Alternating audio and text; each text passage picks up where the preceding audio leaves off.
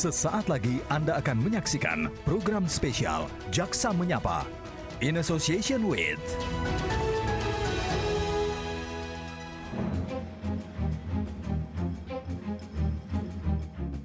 COVID-19 tengah menjadi pandemi global yang mewabah di seluruh dunia. Negara Kesatuan Republik Indonesia tak luput dari wabah ini. Semua elemen bangsa bersatu melawan penyebaran virus corona dengan porsinya masing-masing. Salah satu yang berperan aktif melawan pandemi COVID-19 adalah Kejaksaan Agung Republik Indonesia. Berbagai upaya dilakukan Kejaksaan Agung Republik Indonesia untuk mendukung kebijakan dan penanggulangan pandemi COVID-19 di Indonesia.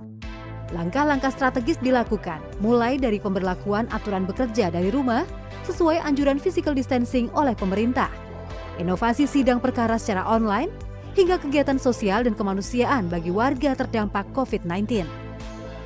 Tak hanya itu, bentuk nyata partisipasi dan rela berkorban juga dicontohkan Kejaksaan Agung dengan merealokasi anggaran hingga 1 triliun rupiah, di mana sebagian besar diambil dari kegiatan belanja dan sarana prasarana atau proyek fisik di wilayah Kejaksaan Agung Republik Indonesia.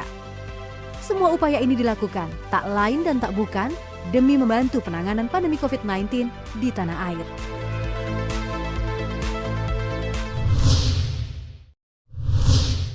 Halo, selamat bergabung dalam spesial program Jaksa Menyapa bersama saya Dea Kartika. Dunia sedang menghadapi pandemi COVID-19. Di Indonesia, semua pihak berjibaku melawan dan meredam penyebaran virus corona.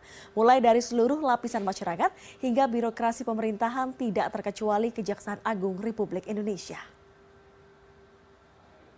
Untuk mengetahui strategi dan program kerja yang telah dan akan dilakukan Kejaksaan Agung untuk mendukung kebijakan dan penanggulangan pandemi COVID-19, saat ini kita telah terhubung langsung dengan Jaksa Agung Republik Indonesia, Bapak ST Burhanuddin.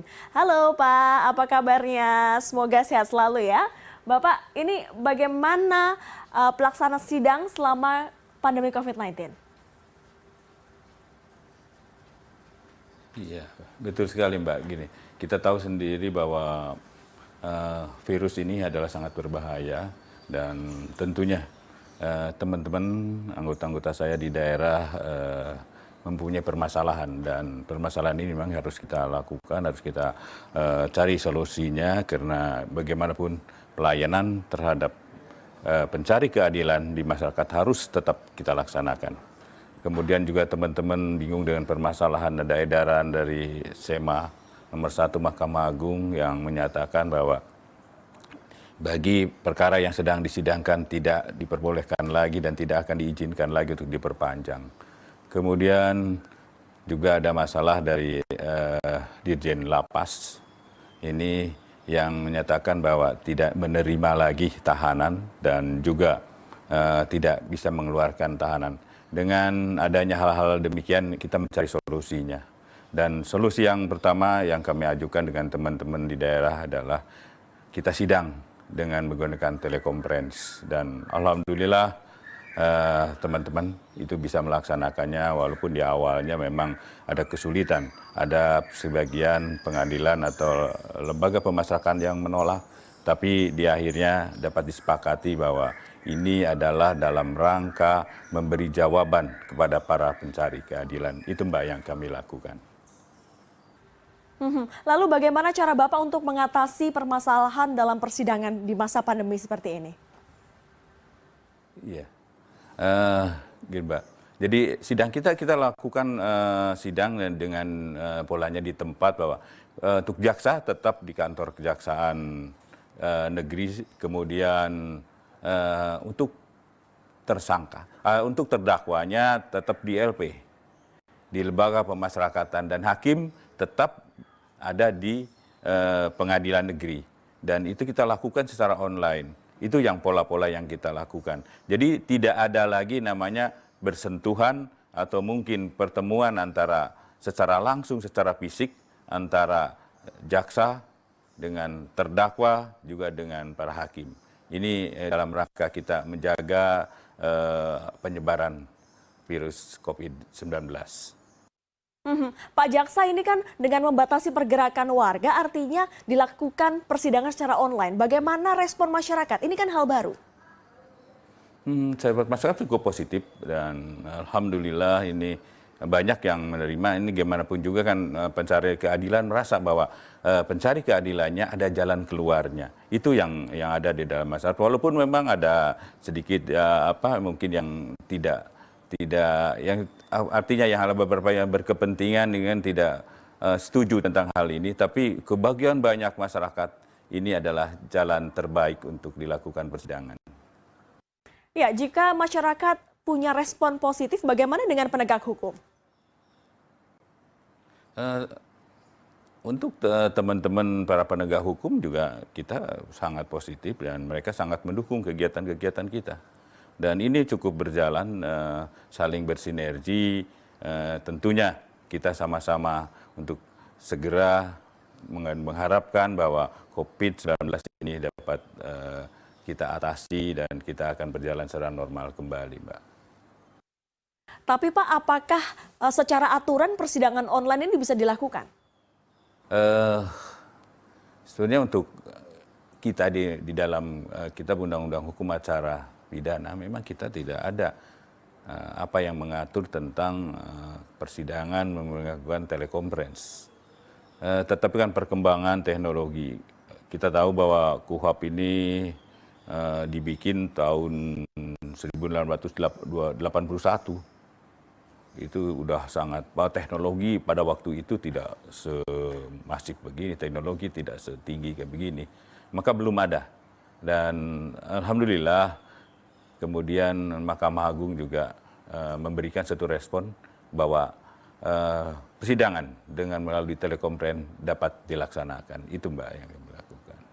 Pak Jaksa, respon masyarakat positif, respon penegak hukum positif, harapan Bapak ke depannya untuk sidang online ini seperti apa? Tentunya harapan saya bahwa acara dengan telekonferensi ini dapat dimasukkan di dalam Undang-Undang Hukum Acara Pidana yang akan kita buat yang baru yang ke depan. Sehingga apabila ada hal yang terjadi pada waktu yang akan datang, kita tidak perlu lagi terjadi kebingungan lagi apa jalan keluarnya. Dan itu harapan saya, ini dapat diakomodir di dalam KUHP yang baru. Itu Mbak harapan saya. Mengingat luas wilayah Indonesia yang cukup besar, ada nggak Pak kendala-kendala yang kemudian dialami oleh Kejaksaan Agung dalam melaksanakan sidang online? Kendalanya sebetulnya ada alat komunikasi itu sangat terkendala. Karena kita tidak bisa menyamakan antara Jakarta dengan misalnya di Papua, di daerah Papua yang komunikasinya yang kurang lancar. Itu aja yang menjadi kendala sebenarnya. Tapi insya Allah kan ke depan teknologi kan semakin maju, semakin bagus dan akan semakin ke depan akan kita mempermudah lagi kalau kita ada persidangan dan telekonferensi. Mungkin akan lebih canggih dari yang ada sekarang. Kita kan harus melihat suatu undang-undang itu ke tahun ke depannya, berapa tahun ke depannya kita undang-undang itu harus tidak bisanya untuk hari ini, tetapi ke depannya dapat diakomodir. Itu yang menjadi fokus saya, Mbak. Program spesial Jaksa Menyapa akan kembali sesaat lagi. Jangan kemana-mana, tetaplah bersama kami.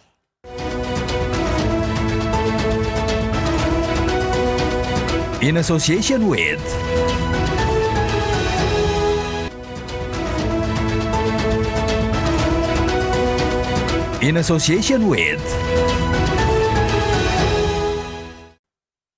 Anda masih menyaksikan spesial program Jaksa Menyapa. Kita lanjutkan perbincangan kita malam hari ini dengan Pak Jaksa Agung. Pak Jaksa Agung, ini Presiden sedang concern dengan aspek kesehatan masyarakat termasuk penyaluran APD dan alat kesehatan. Apa kebijakan khusus dari Kejaksaan Agung untuk bisa menghadapi pandemi COVID-19 ini?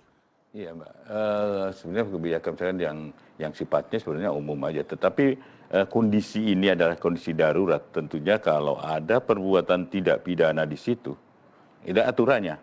Kita akan mempertegas lagi dan akan kita perberat. Ini adalah sudah diatur dalam undang-undang dalam kondisi darurat. Apabila ada satu tindak pidana, pasti akan lakukan kita maksimalkan untuk tuntutannya. Itu Mbak. Pak Jaksa, selain kesehatan, stimulus ekonomi juga menjadi langkah pemerintah. Lantas apa peran Kejaksaan terkait dengan kebijakan refocusing kegiatan dan relokasi anggaran serta pengadaan barang atau jasa sebagai upaya penanganan COVID-19? Ya, kita kan Mbak, di dalam Undang-Undang Kejaksaan ada peran Kejaksaan dalam rangka pengawasan pembangunan. Dan tentunya di dalam undang-undang itu disebutkan kita bisa diminta atau tidak diminta, kita akan melakukan suatu pendampingan.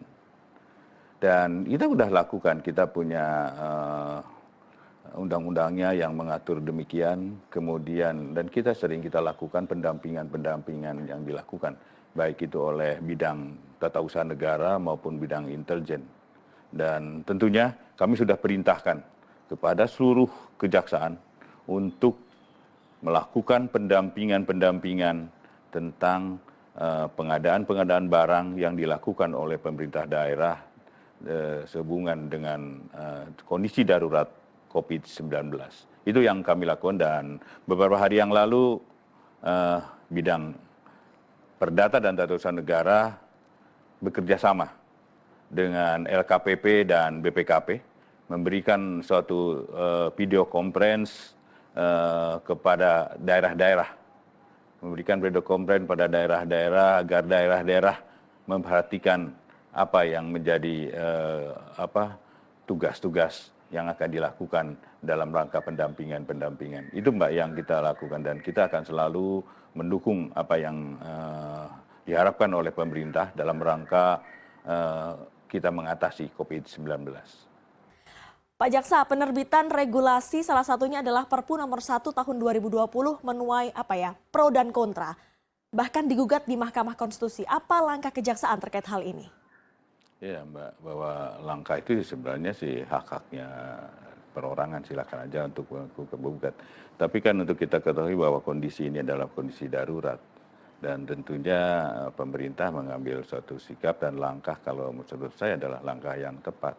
Kemudian nanti kalau memang terjadinya sampai ada gugatan itu, memang sudah dilayangkan gugatan itu. Dan kami dari kejaksaan, kami punya jaksa pengacara negara yang tentunya apabila kami mendapat surat perintah dari surat kuasa khusus dari Presiden untuk mewakili, kami sudah persiapkan jaksa-jaksa terbaik saya untuk itu. Dan tentunya kami juga tetap berkoordinasi dengan kementerian-kementerian terkait, misalnya Kumham, kemudian Kementerian Keuangan, dan kementerian-kementerian lainnya atau lembaga-lembaga lainnya. Dan kami siap untuk melaksanakan itu. Demikian Mbak. Yang tidak kalah menarik adalah keputusan pemerintah untuk memberikan pembebasan bersyarat bagi narapidana di masa pandemi COVID-19. Apa langkah kejaksaan untuk menanggapi kekhawatiran masyarakat? Kebebasan bersyarat kan sebenarnya sudah diatur oleh undang-undang. Tetapi yang kemarin dilakukan adalah dalam kondisi darurat. Sehingga nanti, ini kan kita tahu bahwa di lembaga pemasyarakatan kita sudah overload. Ya, dan bahkan ada katanya sambil tidur pun kayak ikan asin begitu berderet. Dan itu kita maklumi kalau dengan kondisi yang demikian, COVID-19 akan semakin merajalela. Dan tentunya Menteri Kumham waktu Pak Lauli memberikan satu kebijakan pemerintah, memberikan satu pembebasan bersyarat untuk terpidana tertentu yang sudah memenuhi syarat tentunya. Dan tentunya kalau ada hal-hal kemudian terjadi adanya peningkatan kejahatan di masyarakat, ya kita tahu kan bukan kondisi karena perbuatan orang-orang itu aja. Tapi kalau ada yang melakukan perbuatan di dalam masa transisi, di dalam masa mereka sosialisasinya, ya tentunya kami ada aturan hukumnya lagi. Mungkin mereka lagi yang kemarin diberikan suatu dispensasi masuk lagi. Dan apabila dia melakukan perbuatan, kita minta nanti penyidik akan melakukan penyidikan ulang. Bukan penyidikan ulang, Anda akan melakukan penyidikan lagi. Dan tentunya lagi, kalau itu masuk pada nanti di dalam sidang persidangan, kami akan tuntut lebih berat. Itu pasti, itu aturannya sudah begitu, Mbak. Tapi Pak, di satu sisi ada pembebasan bersyarat, namun di sisi lain ada juga orang yang akan dimasukkan ke dalam penjara karena melanggar PSBB. Apa benar kemudian seperti itu? Salah adik kami. Ya. Apa kemudian antisipasi negara untuk mengatur supaya tidak ada interaksi di dalam lapas agar tidak terjadi pelanggaran-pelanggaran yang kemudian terjadi di kemudian hari? Betul, itu menjadi permasalahan justru itu Mbak. Jadi permasalahan di kami, di satu pihak memang ada yang dikeluarkan. Kemudian ada lagi yang melakukan suatu tindak pidana, ya kita harus apapun mau tidak mau, kita juga kalau itu memang orang pelakunya, misalnya pelakunya adalah mereka ya yang dibebaskan bersyarat, yang tentunya kita akan kembalikan lagi. Kan yang bebaskan bersyarat sangat banyak dan persentase yang melakukan perbuatan ulang terjadinya perbuatan lagi dan mereka melakukan perbuatan lagi kan tidak sebanyak 32.000 yang sedemikian banyak, Mbak. Setidak-tidaknya ada pengurangan di situ.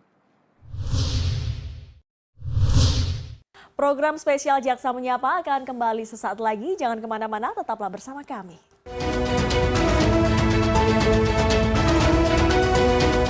In association with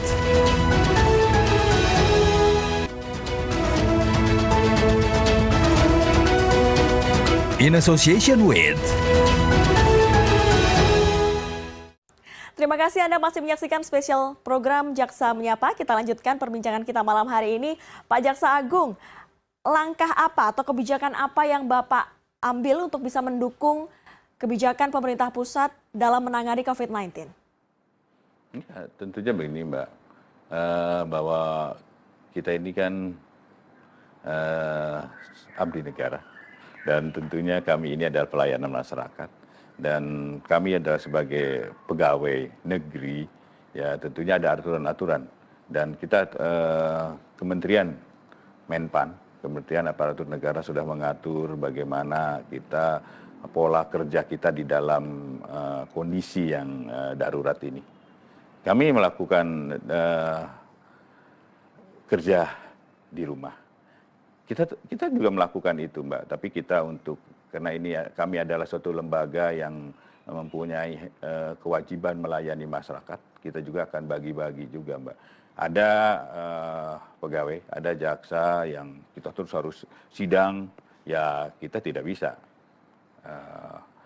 bekerja di rumah, tapi kita ini yang kerja di lapangan. Kita bagi-bagi aja, mana tugas-tugas yang bisa dikerjakan dari rumah, mana tugas-tugas yang tidak bisa dikerjakan dari rumah. Dan kita bagi dalam 2 shift pekerjaan itu. Dengan teman-teman yang administrasi yang bisa kita tunda pekerjaannya atau bukan ditunda. Atau bisa dikerjakan dari rumah. Tetapi ada juga yang harus langsung pekerjaan itu. Terutama yang pelayanan masyarakat. Kami tetap buka. Kami tetap melayani masyarakat dalam apapun kondisinya. Kami harus dan wajib melayani pencari keadilan. Itu yang dilakukan Mbak. Lantas bagaimana Bapak memastikan kinerja aparatur kejaksaan yang work from home maupun yang kerja di kantor, Pak?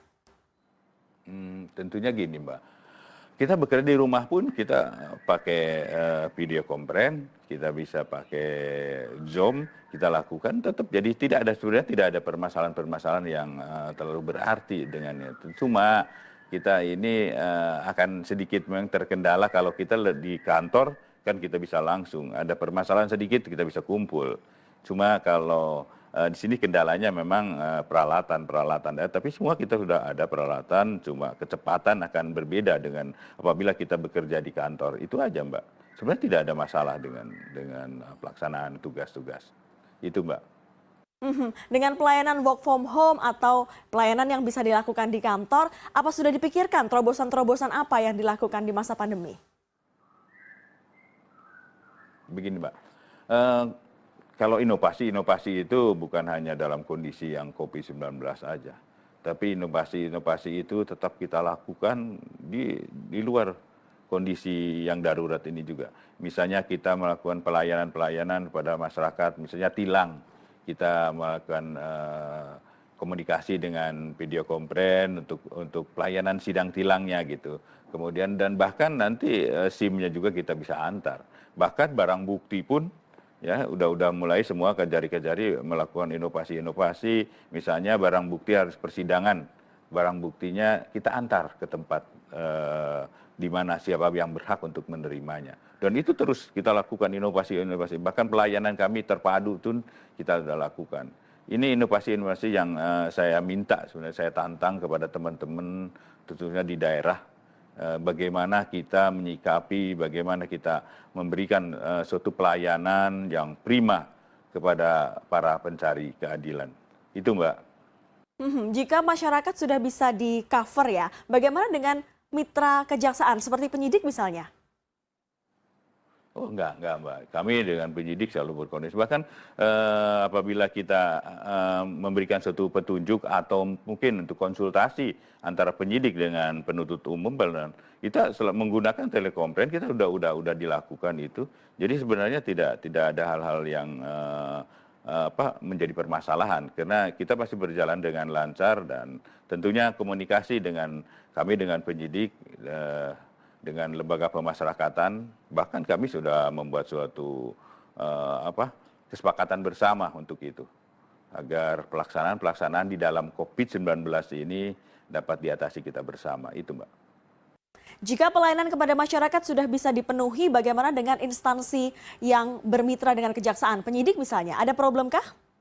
Oh enggak Mbak. Kami dengan penyidik selalu berkoordinasi. Bahkan apabila kita memberikan suatu petunjuk atau mungkin untuk konsultasi antara penyidik dengan penuntut umum, kita menggunakan telekonferensi, kita udah dilakukan itu. Jadi sebenarnya tidak ada hal-hal yang menjadi permasalahan, karena kita pasti berjalan dengan lancar dan tentunya komunikasi dengan kami dengan penyidik. Dengan lembaga pemasyarakatan, bahkan kami sudah membuat suatu kesepakatan bersama untuk itu, agar pelaksanaan di dalam COVID-19 ini dapat diatasi kita bersama, itu Mbak. Tapi bagaimana dengan pelayanan publik bagi satuan kerja di daerah? Pasti ada sesuatu yang berbeda dibandingkan seperti di ibu kota. Oh ya, kalau itu pasti Mbak, tapi kan itu di luar kami. Tentunya kita mengharapkan memang alat-alat IT komunikasi ini semakin kita canggih gitu, semakin IT. Karena kan IT itu kita tahu bahwa perkembangan IT 6 bulan sekali sudah berganti, teknologi berganti itu. Tapi kita tetap mengharapkan bahwa kita dapat berjalan terus, dan tentunya kita juga kondisi daerah itu kan berbeda, Pak. Kita berbeda antara misalnya Jawa Barat di Bandung dengan di Wamena, itu akan berbeda. Tapi insya Allah dengan alat komunikasi yang semakin canggih, perbedaan-perbedaan ini dapat kita atasi. Terakhir Pak Jaksa Agung, pesan Bapak untuk jajaran kejaksaan yang ada di seluruh daerah. Ya tentunya dengan teman-teman saya, sahabat-sahabat saya ini, para jaksa, para pegawai tata usaha yang tadinya tahun ini harus mudik, saya minta tidak ada mudik. Tetap di tempat, laksanakan pekerjaan dengan sebaik-baiknya, lakukan pelayanan masyarakat yang sebaik-baiknya, mudiknya ditunda dulu. Itu yang harapan yang pertama, dan tentunya dalam rangka kita besok melaksanakan ibadah puasa. Saya mengharapkan dan meminta maaf apabila dalam rangka kita melaksanakan tugas-tugas ada hal-hal yang mungkin kurang berkenan, kami mohon maaf dan selamat menjalankan ibadah puasa. Baik, terima kasih perbincangannya malam hari ini Bapak Jaksa Agung, semoga Anda selalu sehat. Demikian perbincangan kita bersama Jaksa Agung ST Burhanuddin dalam program spesial Jaksa Menyapa kali ini. Saya Dea Kartika pamit undur diri, terima kasih atas kebersamaan Anda, sampai jumpa.